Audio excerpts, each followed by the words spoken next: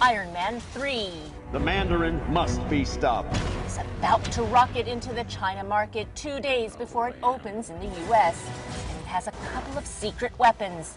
Actor Wang Shui-chi will help save Iron Man.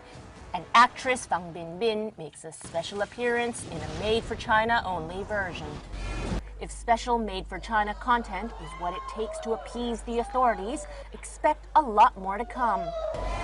Last year, China surpassed Japan to become the world's second largest film market, and Pacific Bridge Pictures estimates it will overtake the US in the next 5 years. So global studios will continue to walk a fine line, hoping to appease both audiences and the authorities in a market where an estimated 10 new movie screens go up every day. Now, it's totally understandable why they would want to appeal to Chinese authorities, because they only accept 34 foreign films per year, and they stand to make millions upon millions of dollars if their film gets accepted for the Chinese market. But is there a problem, especially when it comes to censorship, David? I think there is. I mean, I don't know what the answer to it is, but we've seen this earlier with Google. And with Microsoft trying to get into China, there was questions about whether Google would submit to censoring its search results in order to get acceptance from the Chinese government to be in China. So this is a beyond just the movies, and there's a Faustian bargain here. Every company is making essentially a deal with the devil. That if you're gonna have your product in China, you've got to submit not just to what we might call the legal rules that we all accept, but you have to submit essentially to censorship. And we're going to reach a point where every company is going to do it because they want access to that market. And there's an argument, I think, to be made that when you do that, you are effectively strengthening the grip of the Chinese government, an undemocratic government, on its people. Shouldn't be allowed to do that legally? It's not fair. I mean, don't you think that we should be able to have free trade with China? It's not free trade when they're limiting 24 films into the country, and they're coming up with still free trade. It's their choice to do that. That's not free. That's not a porous border. I mean, here's another consequence. I mean, these movies are made for the United States and China. If they are, edited in a way to seem favorable to the Chinese government, that means the U.S. is consuming this pro-China or pro-Chinese propaganda. This is a separate. In the situation with Iron Man, those extra scenes were added to the movie. Like they changed the name of the Mandarin to Mandarin just for the Chinese version. But here's the problem, and the problem is, what does it do to the overall entertainment market? And this has happened, for instance, with the Pentagon. And I've written a lot about this, about how the Pentagon essentially gives a taxpayer subsidy to movies that reflect the Pentagon message, and that movies that don't reflect the Pentagon message are then at a financial disadvantage. So this is why for every one anti-war movie, you get 10 pro-war movies. It's the same potential dynamic with China. The Pentagon is subsidizing Hollywood? Absolutely. Really? Absolutely, yes. And didn't the CIA play a role with Zero Dark 30? Yeah, but Hollywood has always been like a major for-profit endeavor. What I'm saying though is that I agree, but what we have to understand is that if Hollywood is trying to placate China and get into their market, then the content is being skewed on behalf of the Chinese government for us, because that's the way Hollywood makes a profit. It's the same thing with the Pentagon subsidy. If you want a Pentagon subsidy, you have to make your movie essentially pro-military.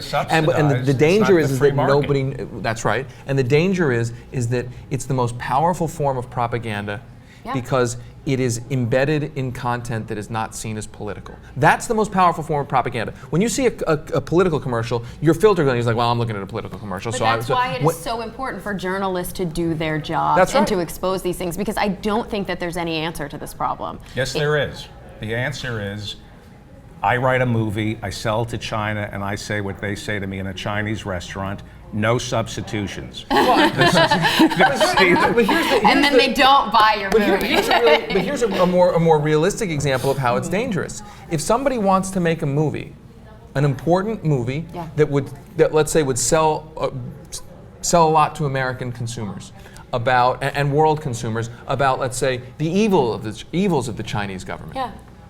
The Chinese government has used its market power in order to essentially disincentivize that potentially profitable endeavor from going true. forward. I mean, and that's a problem. It is a problem, but I think it's a shades of gray problem because we see it in our own country all the time. You just mentioned the Pentagon example. I deal with this all the time in the work that I do. I'm a science educator, and I do freelance work. I write, I go on the web, and I go on television. And it's very difficult to get pro-science television shows on the air. Absolutely. It's very difficult to get the message I want to get across because the networks aren't interested in that. They're interested in kind of humiliation television first. They're interested in the types of reality shows that are not making us a better nation. They're making us a worse nation. I mean, this is pervasive. This is just more obvious, I think. It's a more obvious example, and it could potentially be a more detrimental example, but it's shades of gray. What do you do about it? One thing you can do is you can make the argument that the U.S. government not going to China and saying this is unacceptable